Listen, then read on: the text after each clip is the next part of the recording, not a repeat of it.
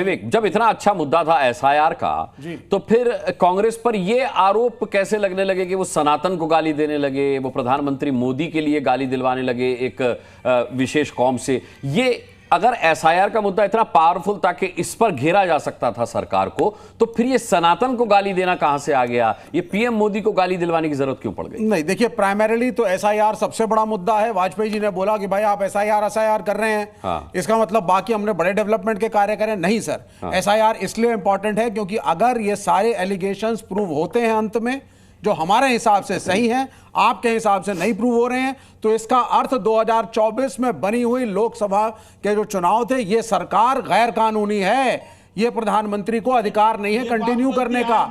इसलिए SIR China के दलाल लोग आप जानते हैं। अरे भारत के लोकतंत्र को बदनाम कर रहे हो। अरे भाई, भारत के लोकतंत्र को बदनाम कर रहे हो। मैं बोल लूं, अरे चाइना के विचारधारा वाले, अच्छा ठीक है, अच्छा अभी तो अगर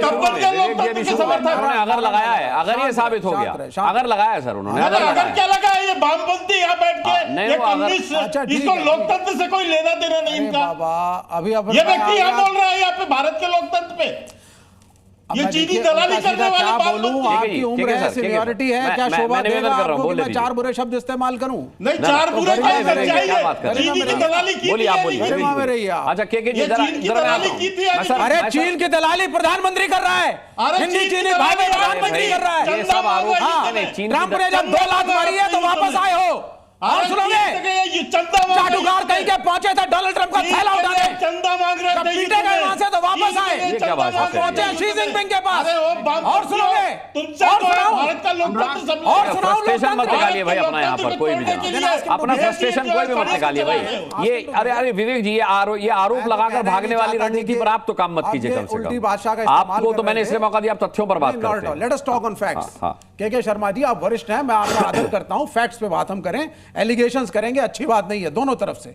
अब आप सुनिए, मेरा यह कहना है कि वाजपेयी जी ने जो एसआईआर का मुद्दा कहा था, एसआईआर सबसे बड़ा मुद्दा है, क्योंकि शर्मा जी आप नहीं मान रहे वो सही है, मैं मान रहा हूं सही है, अंत में एक निर्णय आएगा। यदि यह सही निकला, इसका अर्थ 2024 का लोकसभा का चुनाव गैर कानूनी। आगे मुझसे नहीं देता। हम लोग मंदिर मस्जिद की राजनीति में विश्वास नहीं रखते। सुनते रहिए जरा। अयोध्या में आपने पिछले साल 2024 में प्राण प्रतिष्ठा करी, हम नहीं गए, हमारा बाइकआउट था पूरा इंडिया अलायंस का, इसलिए नहीं कि राम में आस्था नहीं है। शंकराचार्य का भी बहिष्कार था। पुरी के शंकराचार्य ने, एक मिनट, पुरी के शंकराचार्य ने कहा आप राम की बात करेंगे तो मैं आपको काउंटर करूंगा। नहीं विवेक जी, मेरी बात सुनिए, मैंने आपकी किसी, आपने ट्रंप को बोला, आपने मोदी को बोला, मैंने एक बार भी नहीं बोला। शंकराचार्य का अपमान करेंगे? नहीं, क्यों आप अपमान करते हैं? आप कर रहे हैं, अपमान आप करते हैं हिंदू धर्म का, आप करते हैं। मैं शंकराचार्य को कोट करूं कि ना करूं? करिए। हाँ, पूरी के शंकराचार्य कोट नहीं करेंगे, वही बात आ गई। आप तो गलत कोट नहीं करेंगे आप विवेक जी, ठीक है बोले। अच्छा एक एक करके। पूरी के शंकराचार्य ने कहा, मैंने निर्णय लिया है कि मैं प्राण प्रतिष्ठा में अयोध्या के नहीं जाऊंगा, और नहीं जाऊंगा क्योंकि वहां पे अगर भारत के प्रधानमंत्री नरेंद्र मोदी प्राण प्रतिष्ठा में जाकर के अग्रणी भूमिका में होंगे तो शंकराचार्य के पीछे खड़े होकर के ताली बजाएगा। यही शब्द थे वर्बैटिम। क्या ताली बजाएगा? सुनते रहिए। ज्योतिष मठ के शंकराचार्य, ज्योतिष मठ के शंकराचार्य ने कहा जो राम को मानते नहीं है, आज वो राम की कोटेशन दे रहे हैं यहाँ पर। आज सारे शंकराचार्यों की बिलीफ एक एक कोटेशन ही यहाँ पर बता रहे हैं। आपकी क्या आस्था हिंदू धर्म के प्रति है क्या? राम के नाम का प्रयोग, आप राम का नाम ले रहे हैं, आप राम का अपमान कर रहे हैं। और ऐसा कोई मंच नहीं है विवेक जी जहां मैं कोई घबराता नहीं हूं, मैंने कोई बात नहीं बोली। जब तक आप राजनीति में बात बोल रहे थे, जब तक आप मोदी पे बात बोल रहे थे, जब तक आप ट्रंप पे बात बोल रहे थे, जब तक आप चाइना पे बात बोल रहे थे, शंकराचार्य से ज्यादा बड़े। लेकिन जब आप राम पे बात बोलेंगे, परम पूज्य शंकराचार्य से ज्यादा, तो मैं आपका खंडन करूंगा। मैं यहाँ पर आपकी बात सुनने के लिए नहीं आया हूँ, मैं आपकी गलत बात सुनने के लिए नहीं आया। शंकराचार्य, शंकराचार्य जी, तो आप तो शंकराचार्य की मानो? मैं तो मान रहा हूँ। कहां मान रहे हैं? मान रहा हूँ मैं, ये बात भी मानता हूँ। चीज को जिस प्राण प्रतिष्ठा के ऊपर ज्योतिष मठ के शंकराचार्य ने कहा, नहीं ये कोटेशन आपके मुंह से, ये तो ज्योतिष के नाम से भी गलत है। देवताओं की गालियां दी है, मंदिरों का खंडन करा है, ये है नए भारत के नए धर्म पैसा चोरी करा है, नए भारत के नए धर्म ज्ञान देंगे, आज वो हमें ज्ञान देंगे, आज वो हमें शंकराचार्य की शिक्षा देंगे। हम यहाँ आपसे शंकराचार्य की शिक्षा लेने नहीं आए हैं विवेक जी। आप बात करो, आप राजनीति की बात करो। आपकी राजनीति की बात में आपको कोई भी नहीं टोका जाएगा। इस धर्म में आज जो सबसे बड़ा धर्म गुरु है वो है नरेंद्र मोदी। और ये बेवजह की बातें मत करो, ये भगवान बेवजह की बात मत करो, उन्हीं को करते हैं। और ये तुम इनको शंकराचार्य से कोई मतलब नहीं। ठीक है, अरे तुम हमें बताओगे मैं किस चीज से मतलब है? एक गेस्ट और बचे, एक गेस्ट और बचे, मैं उनको भी ले आता हूं। व्यक्तिगत बोलेंगे तो मैं व्यक्तिगत नहीं, इसलिए शुभम गिरी महाराज हमारे साथ है। शुभम गिरी महाराज भाई, आप अपना भी वर्जन रख दीजिए। शुभम गिरी महाराज, बहुत देर से आप इस पूरी डिबेट में सभी गणमान्य मेहमानों को सुन रहे हैं। अनुराग जी, सर्वप्रथम तो आप सभी को ऋषि पंचमी की हार्दिक शुभकामनाएं जी। आज ऋषि पंचमी का पावन पर्व भी है। भाजपा के भी यहाँ बैठे हुए हैं, कांग्रेस के बैठे हैं, रामविलास पासवान जी की पार्टी के बैठे हैं, लेफ्ट के साथी बैठे हुए हैं और आरजेडी के बैठे हुए हैं। मैं सभी प्रवक्ताओं को ध्यान पूर्वक सुन रहा था, लेकिन आपका विषय है कि राहुल गांधी जी जो मंदिर में गए थे उसमें वोट बैंक की राजनीति है। देखिए, मंदिर में जाना सभी का अधिकार है। भारत के लोकतंत्र के वो प्रतिपक्ष के नेता है, चाहे राहुल गांधी जी हो, चाहे तेजस्वी यादव जी हो।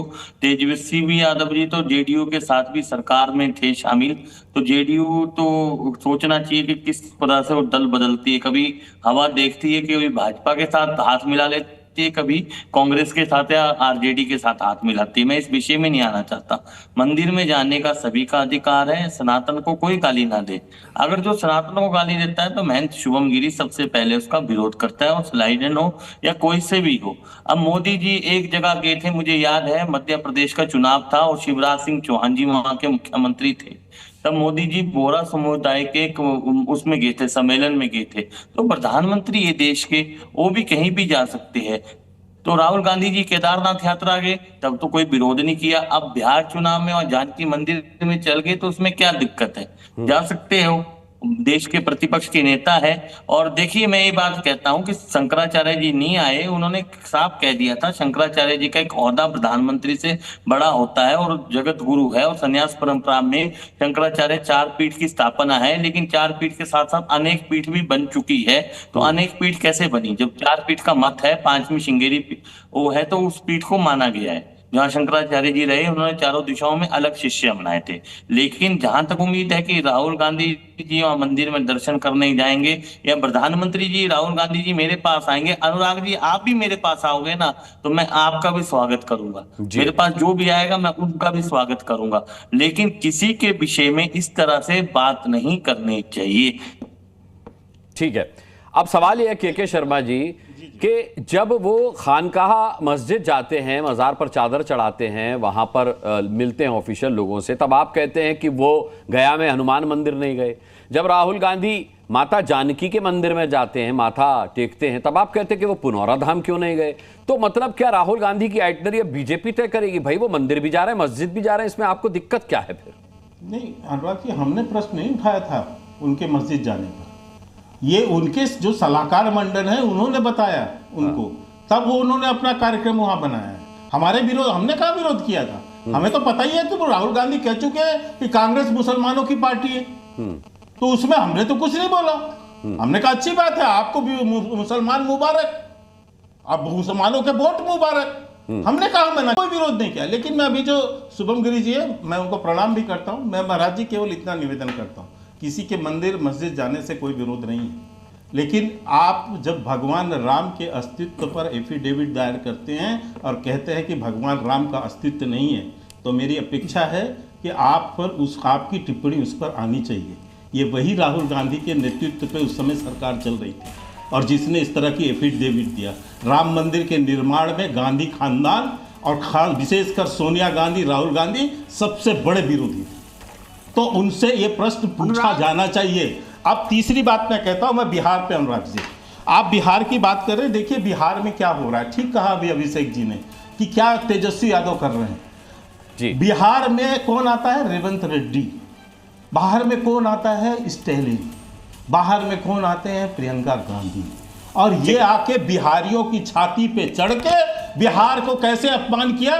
बिहार एक मिनट स्टालिन जो कहते हैं, एक लाइन, स्टालिन जो कहते हैं कि बिहार जो है बिहारी। डिबेट आज कम समय के लिए जाएगी। मैंने शुरू में भी कहा था, मुझे लगता है कि मंदिर और मस्जिद को और किसी भी धर्म को राजनीति से परे रखना चाहिए। ये किसी भी नेता और किसी भी व्यक्ति का पूरी तरह से व्यक्तिगत मामला है, इसे राजनीति में घसीट करके राजनीति नहीं की जानी।